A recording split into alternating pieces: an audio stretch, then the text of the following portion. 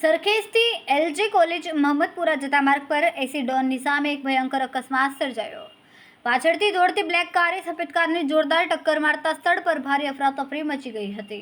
ટક્કર એટલી બધી જોરદાર હતી કે બંને કાર ટોટલ લોસ થઈ ગઈ છે। બ્લેક કારમાં 4 નાની ઉંમરના બાળકો મુસાફરી કરી રહ્યા હતા, જ્યારે સફેદ કારમાં એક કાકા સવાર હતા। બ્લેક કારને ટક્કરે સફેદ કારને સીધી પલટી મારી દીધી, જેના કારણે કાર રસ્તા પર ઊંધું વળી ગઈ હતી। હાલમાં સફેદ કારને ક્રેનની મદદથી સીધી કરવામાં આવી રહી છે અને અકસ્માત બાદનો દ્રશ્ય લોકોના દિલને કંપાવી નાખે તેવો છે। સદભાગ્યે સમયસર મદદ મળતા મોટી જાનહાનિ ટળી હોવાની પ્રાથમિક માહિતી મળી રહી છે। ન્યૂઝ ફોર ઇન્ડિયામાં આપનું હાર્દિક સ્વાગત છે। તો આજે અમદાવાદમાં એક અકસ્માતની ઘટના સામે આવી છે।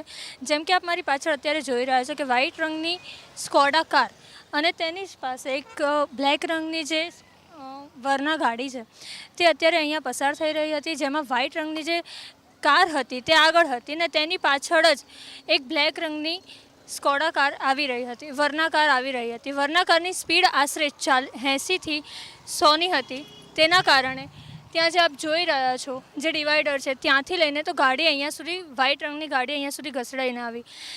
ગાડી ઘસાવાના કારણે ગાડી પલટી મારી ગઈ હતી। લોકોએ જેમ તેમ કરીને ગાડી સીધી કરી અને જે અંદર જે વૃદ્ધ વયના પુરુષ હતા તેમની અત્યારે જાન બચાવવામાં આવી છે।